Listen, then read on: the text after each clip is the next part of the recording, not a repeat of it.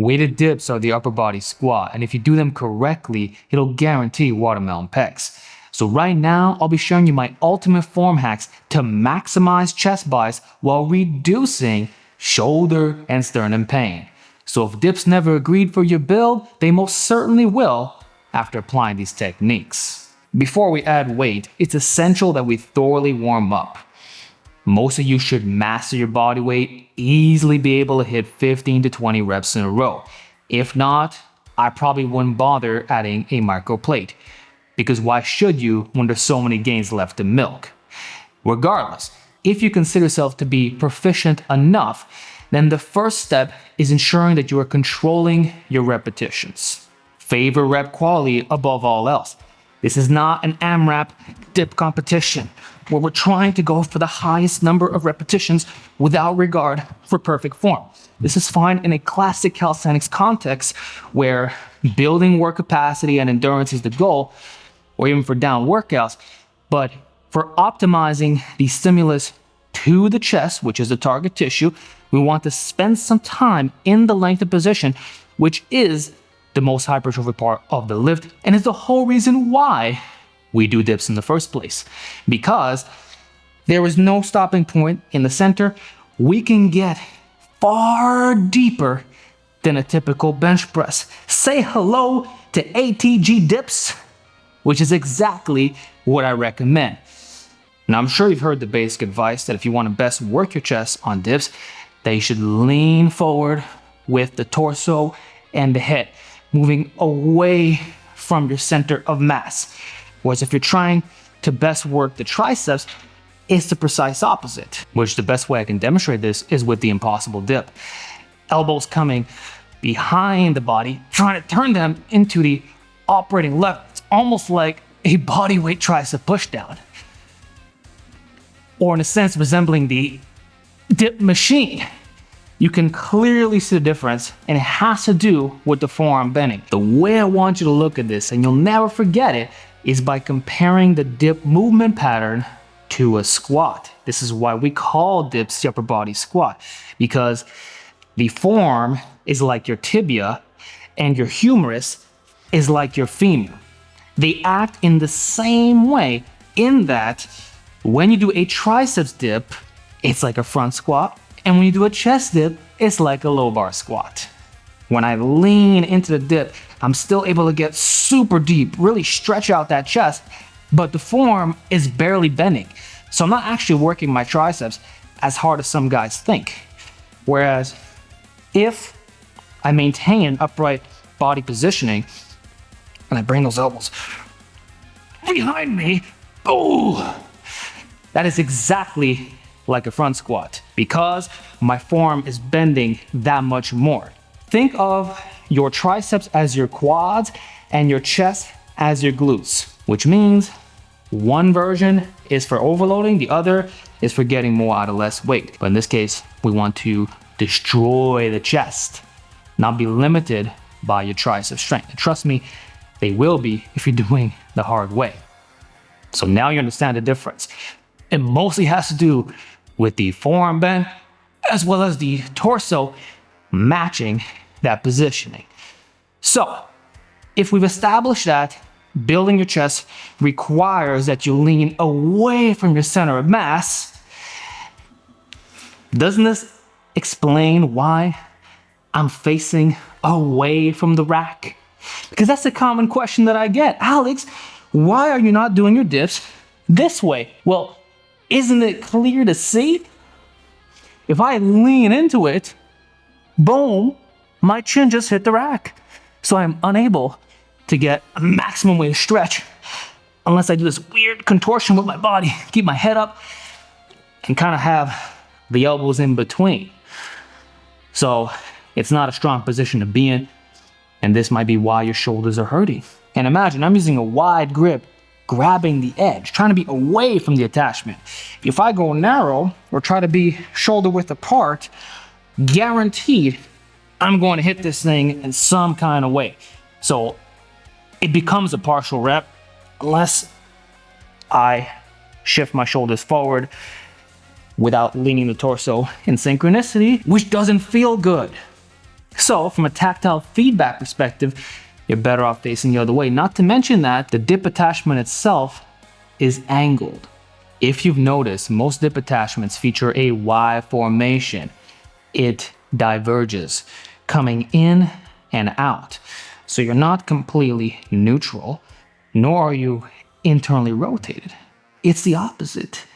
Slight external rotation, similar to what you would do on a semi-supinated Swiss bar. It's almost like a reverse grip bench press, or at least the closest thing to a rings turned out dip, but in a stable form. So this feels a hell of a lot better than facing the typical way, which is minor internal rotation. Not to mention that range of motion is being compromised in the most hypertrophic part of the weighted dip. So stop doing dips like this unless your attachment doesn't have this restriction, or you're using parallel bars, which in that case, it doesn't matter. See, before we were right here, now we're here. There's a clear difference. And by facing my way, you can now grab the edges and probably not have any shoulder pain, which is also what happens on a reverse grip bench press. So it's the closest thing you're gonna get in a bodyweight form. So with all that out of the way, now we could bring out the belt. There are two ways to load the dip: with a daisy chain or regular chain, or a loading pin, which I strongly discourage for the simple reason that you have less control of it in space. It can swing back and forth like a pendulum, which can make it far more difficult to coordinate and grind out those last couple reps. You might have had two more, but then your legs kick all the way back, you're unable to squeeze the place tightly, and you fail when you otherwise shouldn't have. So I would ditch the loading pin in favor of a more traditional option. This is also what guys do in competition. There's a good reason for that. The key to a strong dip is ensuring the weight remains close to your center of mass.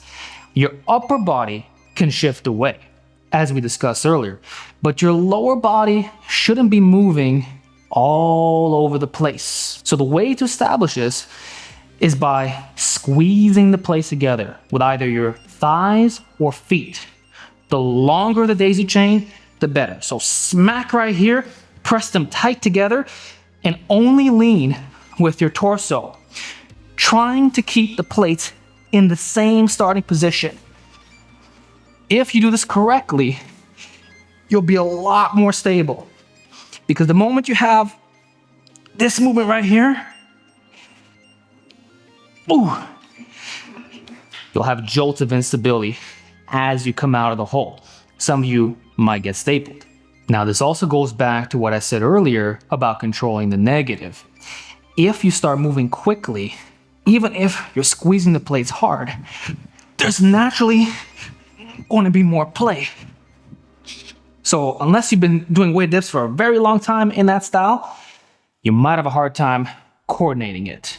Now, this could be fine for a 1 rep max or maybe a triple, but the moment you start doing moderate to especially higher reps, you can expect those plates to swing out more, especially as your body fatigues. You won't be able to maintain perfection, and therefore, you've also increased your injury risk, despite the fact that you might be doing reps of 15 to 20. It doesn't matter if you got less weight on there, if there's all kinds of jolts of instability. So you might be able to get away with it with light weight, but the moment you got 2, 3, 4 or more plates, any swing will kill your performance. So we want to minimize this as much as possible. And like I said, the more you got on there, the worse it's going to get. For comparison, look what happens when I use a loading pin. For one, you might not be able to do this on a standard dip tower, given the circumference of the plates. Now you're dealing with the width factor. But what also ties into this is your legs. They're also stuck out here, like a semi-sumo position. You can't get them tight in unless the plates are kind of in front of you, and now they're gonna swing by default. Or if you're doing it this way, you don't want to dip like this, because even if it doesn't come forward, it might go behind you, and now you have no way to stabilize when those misgrooves come into play. See the difference? It's night and day. Come on. So that's how you dip the proper way. Staying lean forward on everything. So you're leaning with the chest as well as the head. Don't let the head come to a neutral position like this, because that's how you're optimizing your leverages. You want to make it harder on the target tissue. So this is the way that I recommend. Minor pausing. Again, doesn't have to be super slow, although that is an excellent variation that you could do if you're tired of constantly overloading. So if you want to get humble to the max or simply dip in the safest way possible, then take your time. Go super slow, stay lean forward, ease into that final stretch. The plate should be scanning the ground, and ease out the force with no horizontal movement. Take your time, slow, slow, slow, hold it, ease out the force. This can literally slash your weight in half. There is no ego whatsoever. I'm telling you, the majority will struggle one plate.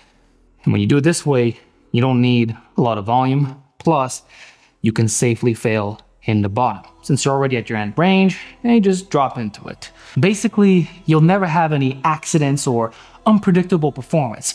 You know when you're getting weaker. It's progressive. And you can guarantee that stability wasn't the problem. In terms of standardizing it, there's two approaches I recommend.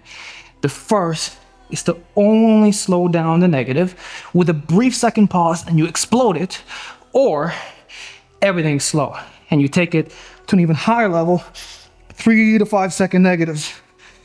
Pause, that's 2, 1, 2, and you go slow on the way up. Make sure to protract hard at the top.